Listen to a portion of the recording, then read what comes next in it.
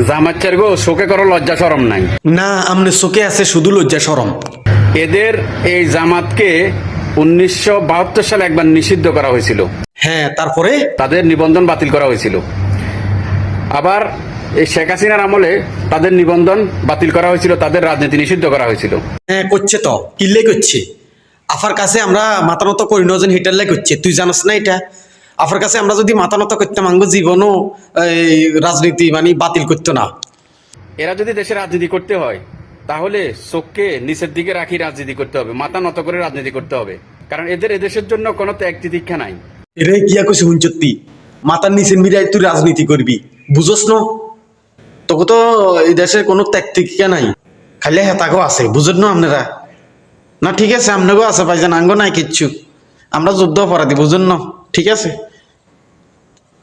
আল্লাহ তোরে হেদায়েত দান করুক, এই দোয়া করি, আর কিচ্ছু না।